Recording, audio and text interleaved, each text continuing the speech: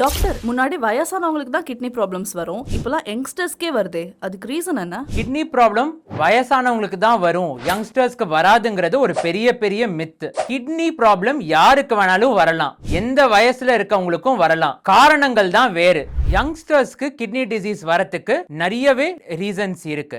ஒன்னு auto immune டிசீஸ்னு சொல்லுவோம். Most common auto immune டிசீஸ்னு பாத்தீங்கன்னா ஒன்னு எஸ்எல்இ. எஸ்எல்இங்கிற நோய் கிட்னியை பாதிக்கும். இது லூபஸ் நெஃப்ரைட்டிஸ்னு சொல்லுவோம். இதனால கிட்னில இன்ஃப்ளமேஷன் உண்டாகலாம் அண்ட் கிட்னி பாதிப்படையலாம். இன்னொரு ஆட்டோ இம்யூன் டிசீஸ்னு பார்த்தோம்னா ஐஜிஏ நெஃப்ரோபதி. இதுவும் கிட்னியை இன்ஃப்ளேம் பண்ணும். இது யங்ஸ்டர்ஸ்ல ரொம்ப காமனான இருக்க ஒரு நோய்.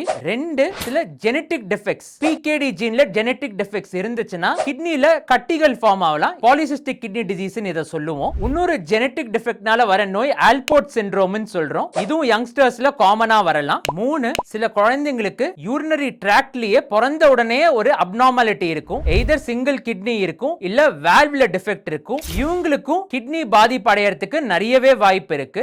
நாலு, யூரினரி ட்ராக்ட் இன்ஃபெக்ஷன் ரொம்பவே காமன் சில்ட்ரன்ல. இதை நம்ம ஒழுங்கா ட்ரீட் பண்ணல, அலட்சியமா விட்டோம்னா இந்த மாதிரி ரிகரண்டா யூரினரி ட்ராக்ட் இன்ஃபெக்ஷன்ஸ் வந்துச்சுன்னா அது கிட்னி இன்ஃபெக்ஷனா கூட மாறலாம். இத பைலோநெஃப்ரைட்டிஸ்னு சொல்லுவோம். இந்த மாதிரி ரிகரண்டா பைலோநெஃப்ரைட்டிஸ் நடந்துச்சுன்னா கிட்னி டிஷ்யூவே ஒரு ஸ்கார் டிஷ்யூவா மாறலாம். அஞ்சு, நம்ம ஃபுட் ஹாபிட்ஸ். சில்ட்ரன் இப்ப நிறைய பேர் ஜங்க் ஃபுட் சாப்பிடுறாங்க, எக்ஸசிவா சால்ட் கன்சியூம் பண்றாங்க, சுகரி ட்ரிங்க்ஸ் குடிக்கிறாங்க. இதனால முன்னாடி வயசானவங்களுக்கு தான் ஹைப்பர் டென்ஷன், டயபெட்டிஸ்லாம் வரும். குழந்தையிலேயே ஹைப்பர் டென்ஷன், டயபெட்டிஸ்லாம் பார்க்க ஆரம்பிச்சிட்டோம். இதனால கிட்னி பாதிப்பு அடையலாம். டயட் ஹாபிட்ஸை மாடிஃபை பண்ணா கண்ட்ரோல் பண்ண முடியும். சோ கிட்னி டிசீஸ் இந்த வயசை அஃபெக்ட் பண்ணும், இந்த வயசை அஃபெக்ட் பண்ணாதுன்ட்டு எந்த ஃபேக்ட்டுமே கிடையாது.